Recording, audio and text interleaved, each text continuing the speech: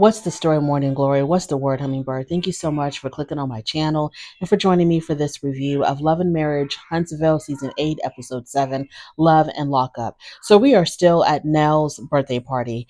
And the only thing interesting, really, which really wasn't much, the second half of her party really wasn't that interesting to me, other than maybe Marceau having a conversation with Courtney and Stormy and trying to figure out why in the world would Stormy and Courtney invite Marceau and Tisha to their Lovers and Friends event. And I'm not understanding why Marceau and Letitia are so suspicious of this. Yes, they had a falling out and it played out at the reunion, but it seems like Courtney and Stormy are like, you know what, we've moved past that. We're over that. So if you want to come, come. If you don't want to, you don't have to. But it's just, I feel like it's just Stormy and Courtney trying to make amends or trying to be very civil, very polite. They don't want to be those type of people that don't invite or disinvite people. So I didn't see what the big deal is. I don't know why Marceau was like trying to interrogate them and finding out, why would you invite us when you hate us so much? It didn't make any sense to me. Just either go or not go. They're extending the olive branch, accept it or not. So Tisha and Nell got into a really intense conversation. Tisha was complaining about how she felt some kind of way because Nell was doing an interview or she was talking to some blogger, and she had said that she sees herself as a mentor, as Tisha's mentor. And Tisha felt offended by that because she's like, I don't see you as a mentor. I see you as a friend. So when you said that, it hurt my feelings because it made it seem like you saw me more as, you know, a mentee than you did as a friend. I don't know what, Tisha was drunk. So I don't know if this conversation is even worth my time. So I'm just going to move on. So the next scene is Chris Fletcher. He has invited Courtney and Martell to kind of throw the football around, have a conversation. And Martell is real salty. This whole entire scene, Martell was really salty because he feels like Chris and Nell have chosen Melody over him because they invited Melody to the birthday party, but not him. And I'm thinking, Martell, don't you have like business to attend to? Don't you have something more important to worry about instead of worrying about what parties you're not invited to? Why people are choosing Mel over you? Like, why are you worried about that? He always wants to act like he is not worried about Melody. He's moved past Melody. He's moved on to bigger and better things. But whenever we see Martell, he's upset about something regarding Melody. So, like, for him to be like, oh, y'all are choosing her over me, and why didn't y'all invite me? It's just stupid and extremely immature. Mama Martell, how did you raise this boy? How did you raise your son? Because he is really acting. I'm not gonna use the words that I really want to use, but he's acting very childlike in his adult years, especially post divorce. Courtney says that he's inviting everybody to him and Stormy's Lovers and Friends event. So they're not going to be excluding anybody. And my question was, I was thinking about, because I think Martell was talking about how he, you know, I think he was talking about he was going to be modeling at this event and he's trying to get himself in shape and he's going to be training with Trish. And I didn't understand why Stormy volunteered Trish to train Martell when I feel like it should have been maybe Ken that would have been the one to train Martell, because I don't know. It didn't make any sense for me. It didn't make any sense to me that Trish would train Martell when you have her husband who looks like a damn bodybuilder for real. Like, he would know like what to do or how to train a man, and he would be more in tune of a male's physique than Trish would when it comes to training and developing muscles and all of that. But then again, does Martell even have enough time to get cut before this event? Moving on to Marcel and Letitia. This scene right here really made me upset. So Tisha is worried about working with Kimmy. She doesn't want their professional relationship to interfere with their personal relationship. And she talks about, you know, how in the past, her and Kimmy have sort of like, you know, had issues or tension in their relationship. And then they show the clip at one of the reunions when Carlos King had asked Kimmy, if Letitia wasn't your sister-in-law, would you be friends with her? And Kimmy said no. So Letitia's really worried about if Marceau does take on the project that Kimmy is doing of building this restaurant, that if she does choose Marceau, Letitia's worried that this might, create problems in her personal relationship with her in-laws. So they are planning, or well, they did. I think I was kind of confused about this. It seems like Marceau and Letitia had already done a second Black Expo event.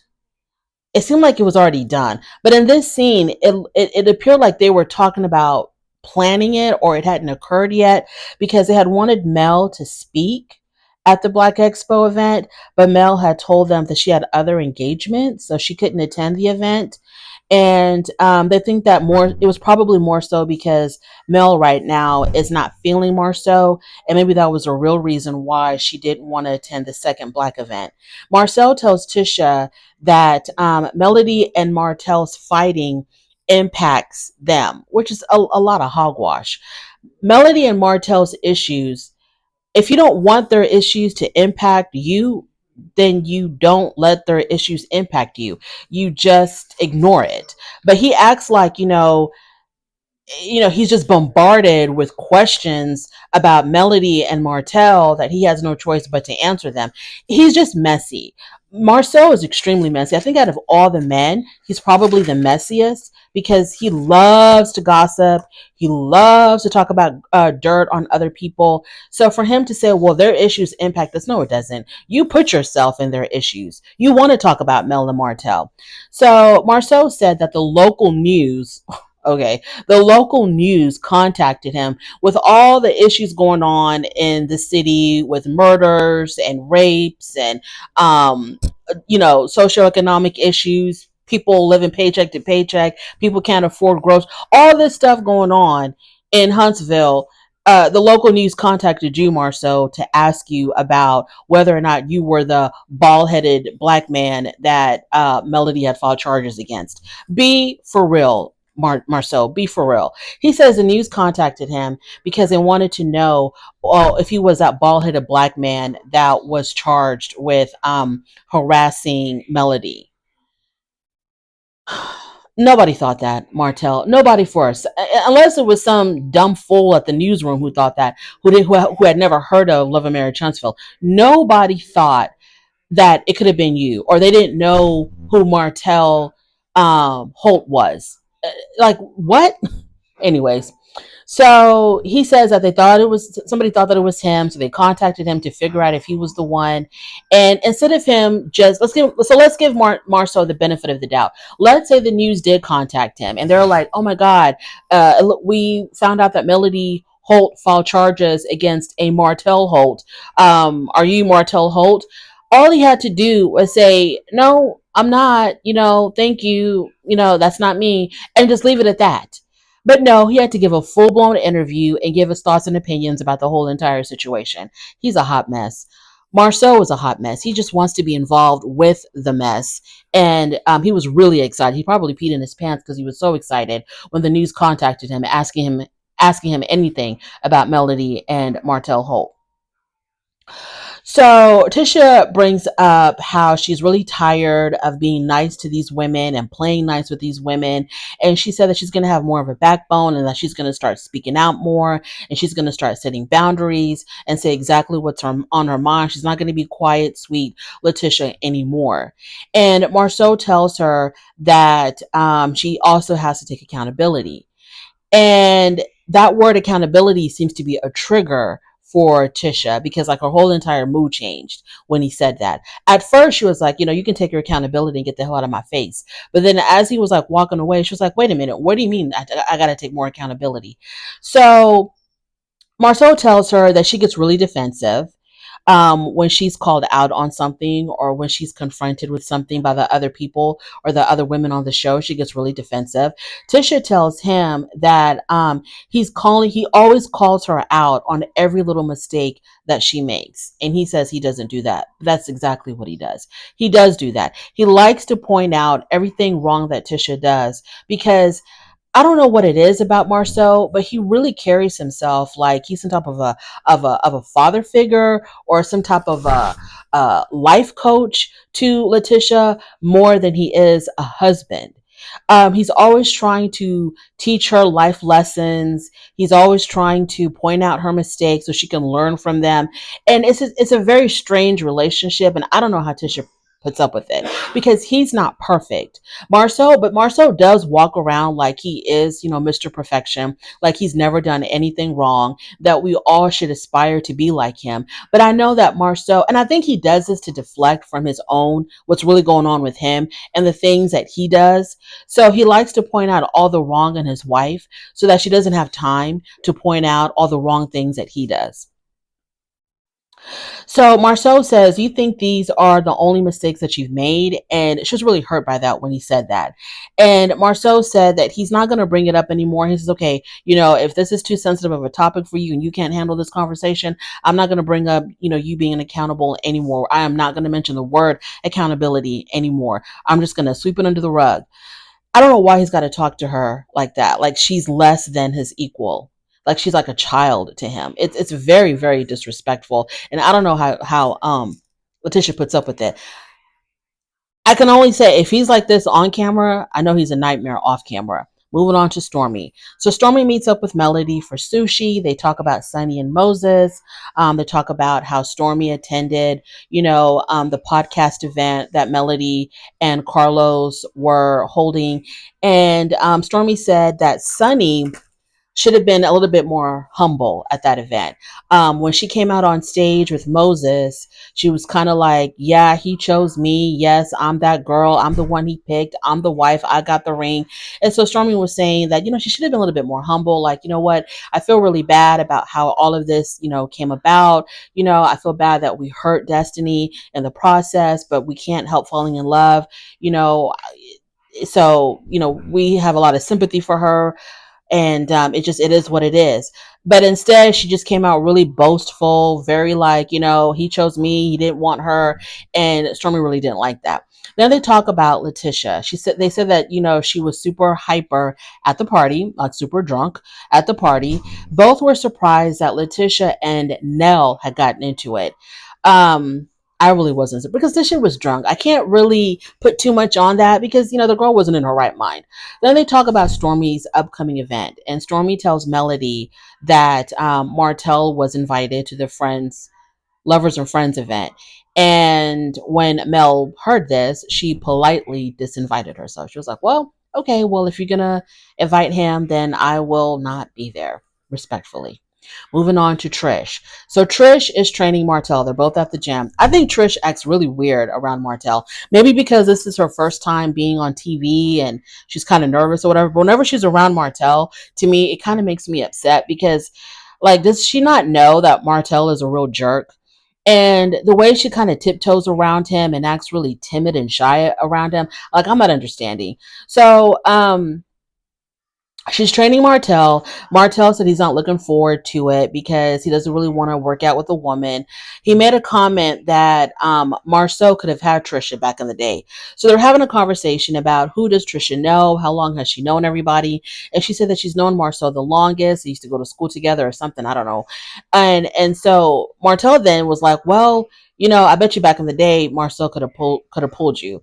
And she was like, I think not. No, absolutely not. And I believe Trish. They talk about Nell being the side chick to Chris. Now, Martell is always going to bring up other people cheating because, in his mind, in his world, why does he have to be burned at the cross for being a cheater when everybody else on this show cheats? I think it's highly disrespectful for him to call Nell the side chick because I don't think that Chris or Nell have ever said anything disrespectful to Martell about, his mistress. I don't think that's ever happened. And whatever has gone on in people's past and their, how they met, how they got, whatever their history is, you've got some nerve, Martell, trying to judge them. You've got some nerve judging them. Okay, you've got some nerve judging them. And I've always told Martell this. I've always said, Martell, the thing is that you were messy with yours. Okay, that's why yours became a big deal. Plus, all of your stuff played out on a national television show. Okay, you were not discreet. Your girl was not discreet. Your girl was extremely mouthy about it, about what she was doing and what was going on. She was doing whole YouTube videos about it. And you get upset that you got caught and that you got criticized. You get really upset about that, and you wonder why nobody else was criticized, because everybody else knows how to keep their side pieces a secret. Okay, everybody who's involved in these affairs, they know to keep their mouth shut. They don't make YouTube videos about, the fact that they're cheating on their spouses or they're with someone that's married. Like, I don't understand why you don't get that. That's why you're the one being dragged and nobody else is, because everybody else knows how to keep their stuff on the hush. So he loves to talk about how Nell was a side chick, and how he said that Nell was the original side chick. I mean, I cannot wait for Chris Fletcher to see this. He says that Nell was the original side chick. Martell said that Ken is also a side piece. He's telling Trish this, that, Ken is a side piece because you're still legally married. And Trish tried to like downplay her marriage and said, well, we're separated and, it's just a piece of paper. And he's like, no, bump all that. You are still legally married, which makes Ken your side piece, because Martell is obsessed with trying to expose people's affairs and trying to paint everybody as being a side piece and everybody's a cheater. Martell, write a book about it. Write a book about side pieces and cheating and affairs. Maybe you can get that out of your system, and then you wouldn't be so worried about what everybody else is doing. Like, for real. So Trish, like I said, she acts kind of funny around Martell. When he called Ken a side piece and when he tried to call Nell a side piece, I think Trish, even though she doesn't really know Nell that well, she said she's related to Nell. Well, that makes me say this even louder. Trish, you should have shut him up. Nell is your relative. Not, was it Nell or Chris? Chris is your relative, but Nell is married to him, so she's also your relative. And him calling, you should have shut him up right then and there. And then when he went on and talked about Ken being a side piece, you really should have shut him up. But Trish didn't do any of that. I don't know why she acts so scared and shy around Martell. But then she tells us that she would not work out with Martell again. You need to tell him that to his face. Moving on to Melody and Marcel. So they finally have their meeting. So by this time, the second Black Expo event has already occurred. Okay, I'm very confused about when this event occurred, because obviously it played off off camera. And I'm thinking that Letitia and Marceau probably didn't want to televise their second event because the first one was so horrific that they decided that the second one, they're going to, keep that away from the show because they don't want to be embarrassed again. So Melody and Marceau talk about the Black Expo, and I forgot what they said about it. But anyway, eventually they bring up the interview that Marceau did. So she wanted to know, why did he feel the need to make a statement? Because she says whenever anybody asks her about him and Letitia and whatever's going on with them, she said that she keeps her mouth shut. She doesn't say anything. She doesn't give any statement. So why couldn't he do the same? So he gives her some type of mumbo jumbo about how their lives are linked, which they're not. Okay, they're not. Y'all are just co-workers. That's it. How their lives are linked, and how the news thought that he was Martell, so he had to like clear that up, which is fine, Marceau. But all you have to do is say, I'm not that person. I'm sorry. And if they wanted a follow-up question, you politely decline and say, I know nothing about that. Thank you very much. Have a nice day. So, just like when people ask you about, you cheating, how you always dodge that question, you could have done the same in this situation. Mel says that when the media, okay, so we talked about that. Marceau says that plus the person who's doing the interview was a friend of his. Okay, well, that doesn't make any difference. That's got nothing to do with anything.